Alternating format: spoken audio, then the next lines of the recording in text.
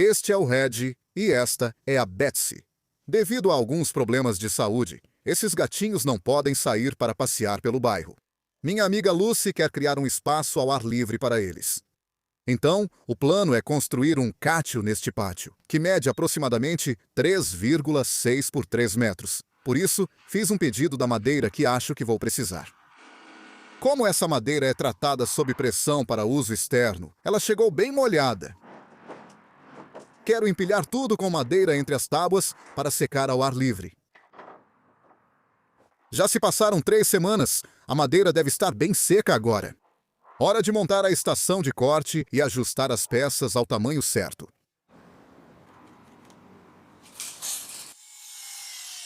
Começarei cortando as travessas superiores e montantes das paredes. Depois, passarei para as peças menores. Esta madeira de 3x2 mede 70 x 45 mm. Recomenda-se tratar as áreas cortadas com preservante. Acho que o jeito mais eficaz é deixar o topo da madeira absorver o máximo possível por 10 minutos. O cliente pediu que toda a madeira fosse tingida de marrom escuro. Posso aplicar a primeira demão enquanto preparo a madeira. Prefiro stain à base de solvente, pois penetra melhor e dura mais. Vou colocar na descrição links dos preservantes e stains que mais gosto.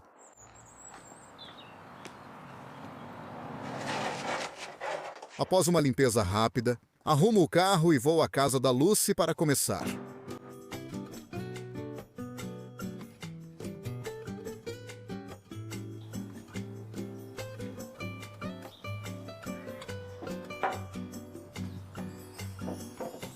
Usarei as linhas de argamassa entre os blocos para manter a parede no esquadro. Estou usando pregos galvanizados de 90 mm. A primeira parede é a mais simples das 3, com montantes igualmente espaçados. Esta não é a primeira vez que construo um cátio, e da última vez que fiz houve várias coisas que eu poderia ter feito muito melhor. Então, vou mostrar cada melhoria de design à medida que este vídeo avança. Primeiro, são essas coisas que nunca usei antes. São de borracha e servem para manter a madeira afastada do chão, criando um espaço de ar que evita o contato com a umidade. Vou cortar as peças para que caibam embaixo, fora de vista. Usei um nível para deixar minha parede no prumo, e então posso fixá-la na parede com alguns calços atrás, novamente, só para criar um pequeno espaço de ar.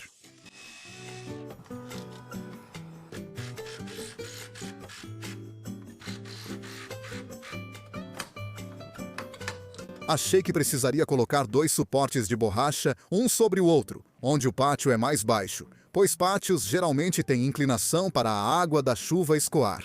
Mas parece que esse pátio não tem inclinação, o que significa que posso usar apenas calços simples, e ele vai ficar bem nivelado.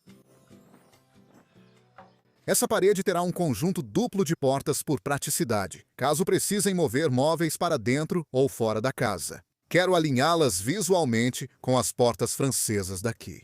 Então eu vou medir a distância aqui, marcar isso nessa travessa, e aí posso alinhar o meu montante com essa marca e tudo deve ficar bem alinhado.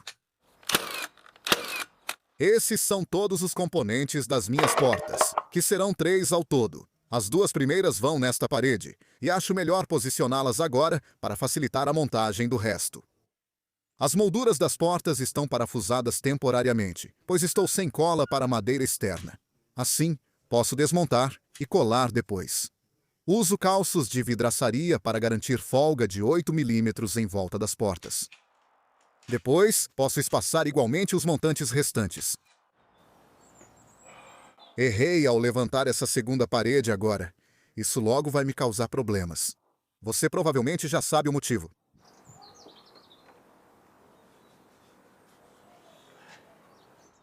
E vou adicionar um montante extra no canto, cujo motivo ficará claro mais tarde no vídeo.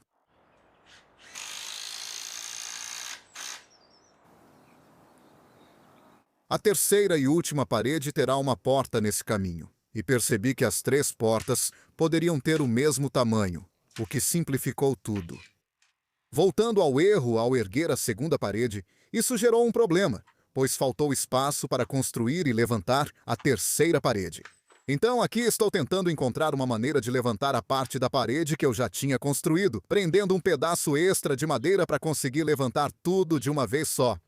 Mas foi só então que percebi que não tinha grampos suficientes à mão para prender isso no lugar. E sem a travessa superior na parede, ela ficava balançando para todo lado. Então eu não podia soltar a parede sem que ela caísse e provavelmente quebrasse alguma coisa.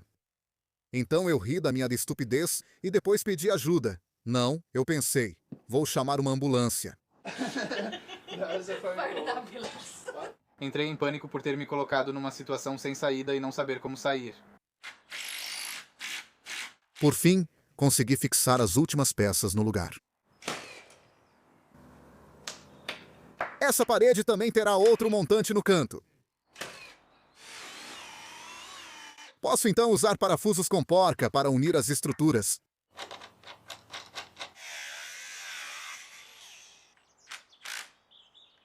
No momento, você vai perceber que a estrutura está com bastante instabilidade. Então eu cortei e adicionei alguns suportes diagonais, o que vai ajudar a deixar a estrutura mais rígida.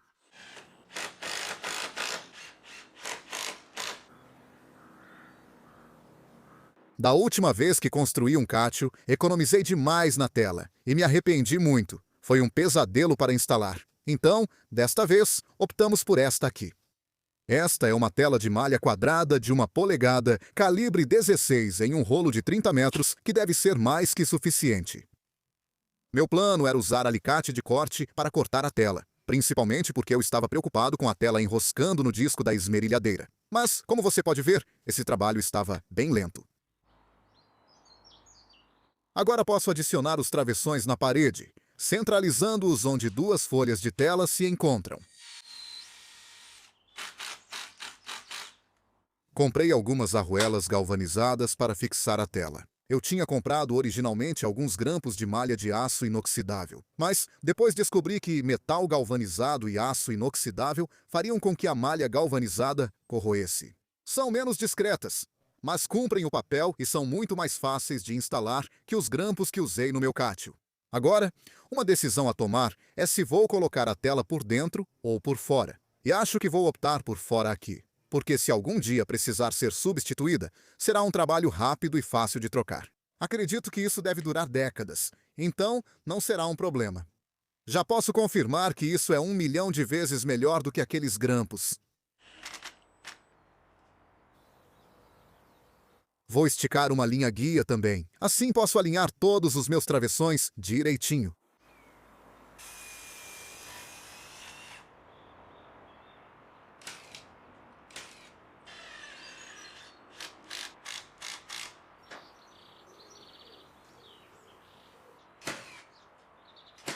Criei coragem para usar a esmerilhadeira com a tela e não tive problemas.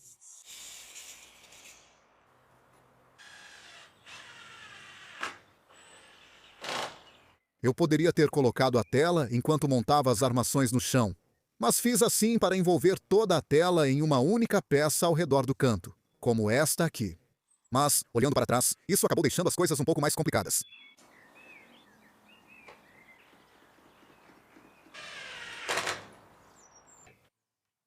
Vou aplicar cola de poliuretano nas armações das portas.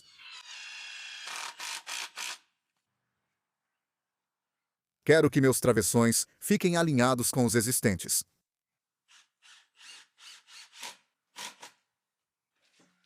Vou adicionar um reforço diagonal em cada porta para evitar que cedam com o tempo.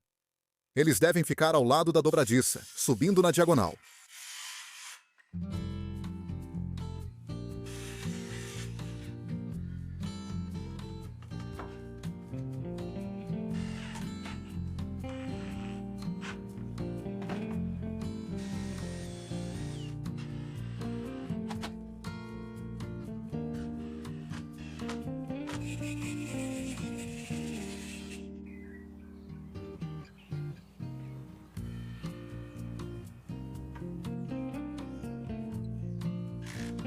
Comprei dobradiças em T de 300 mm para pendurar portas. Geralmente usaria uma dobradiça mais longa aqui, idealmente com 2/3 da largura da porta. Mas, Como essas portas são leves, acredito que essas servirão bem.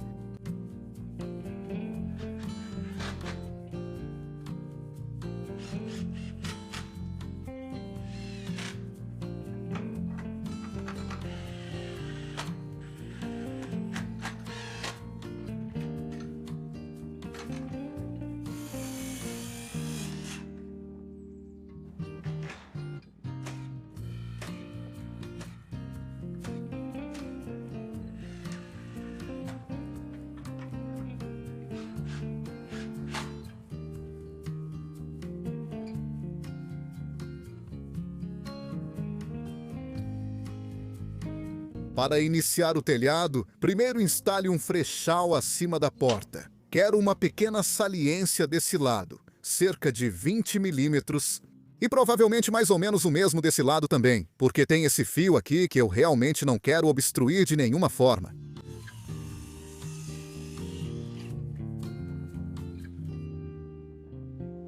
Eu tenho aqui alguns parafusos para concreto, que podem ser fixados diretamente no tijolo sem buchas. Eles são classificados para aplicações estruturais, então são ideais para esse tipo de trabalho.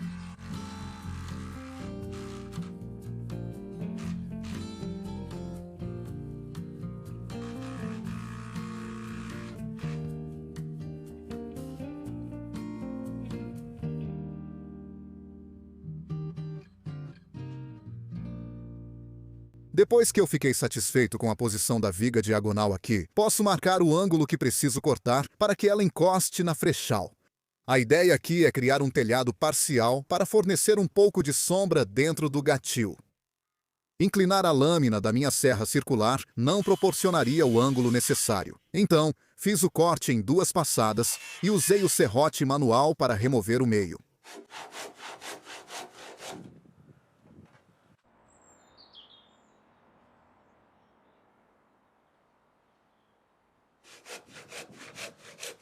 Isso nem sempre resultou nos cortes mais limpos e, como não trouxe um formão, improvisei com um multiferramenta que funcionou muito bem.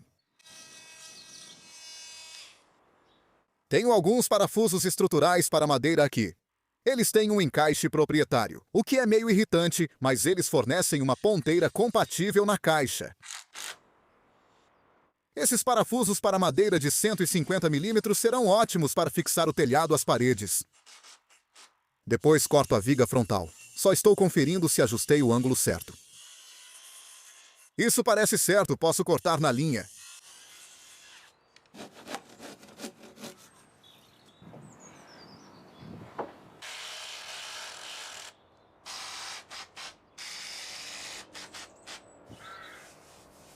Em seguida, estou cortando os meus travessões do pedaço restante de 3x2. E provavelmente é importante destacar algo aqui. Não sou telhadista e os métodos que usarei para estruturar o telhado provavelmente são pouco convencionais. Usarei os travessões como espaçadores para posicionar a próxima viga diagonal e tirar uma medida aproximada. Marque o ângulo onde a primeira viga encontra a viga de apoio na parede e corte-o.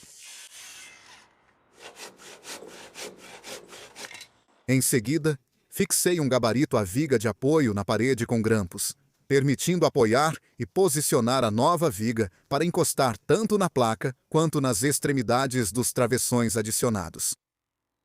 Assim, posso marcar com precisão o próximo ângulo a ser cortado para encaixe perfeito. E ao invés de ter o trabalho de descer essa peça e depois subir de novo, vou simplesmente cortá-la enquanto estou no telhado.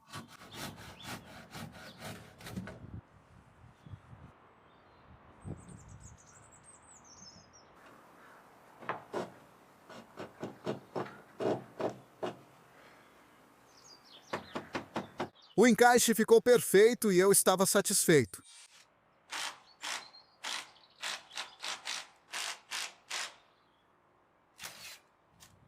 Depois disso, bastou repetir o método até instalar todas as vigas diagonais.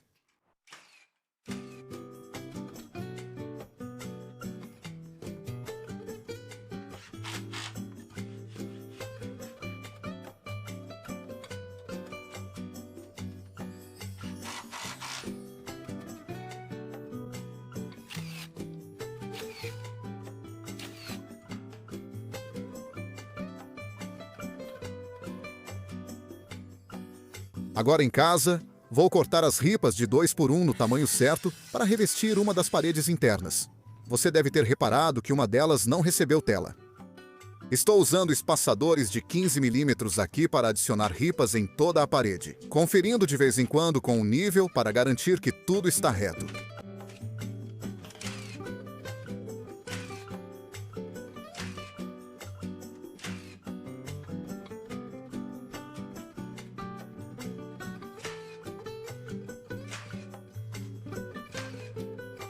Nas extremidades das ripas, eu fiz furos guia e preguei a mão para evitar rachar a madeira.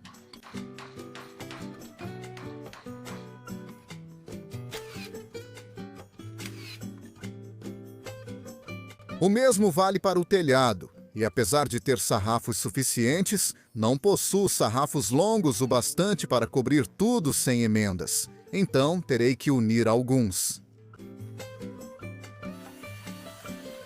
Quero uma leve saliência nesses sarrafos, uns 15 mm.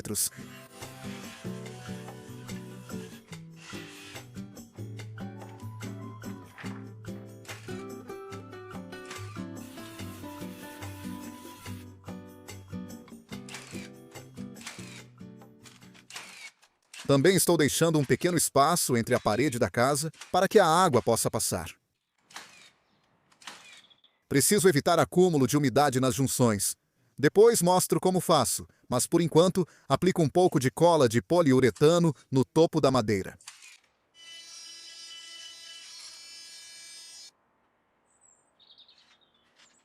Eu temia o próximo trabalho, instalar a tela no telhado, pois sabia que seria complicado já que ela costuma enrolar.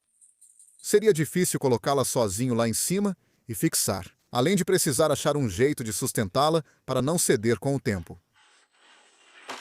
Colocar alguns parafusos e arruelas na parte de baixo da viga diagonal foi um bom começo para segurar a tela no lugar. E a partir daí, posso cortar o excesso, e puxei o máximo que consegui com as mãos para deixar bem esticada. Aqui tem um fio de tensionamento que pensei em usar para evitar que a tela cedesse. Este fio de aço inoxidável é revestido com plástico ou vinil, então não reage com a tela galvanizada e já inclui todos os acessórios e fixadores. Não achei fácil trabalhar, pois o fio escapava dos fixadores. Talvez eu estivesse errando algo. Eu não sei, não veio com nenhum manual de instruções, mas acabei conseguindo instalar, amarrando alguns nós na ponta antes de tensionar corretamente.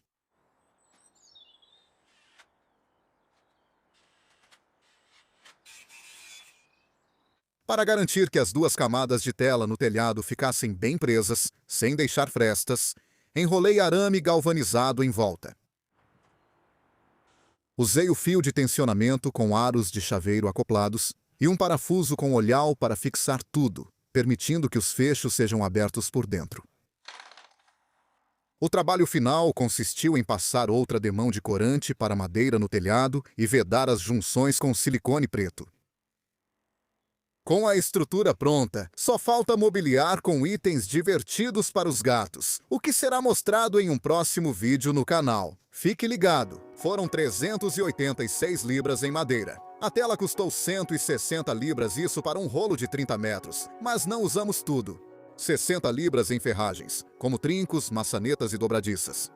96 libras em preservante e tratamento para madeira, 54 libras para cola, fixadores e arruelas, 9 libras para o arame tensor e 10 libras para os suportes do deck. Então, isso dá um total de 775 £75.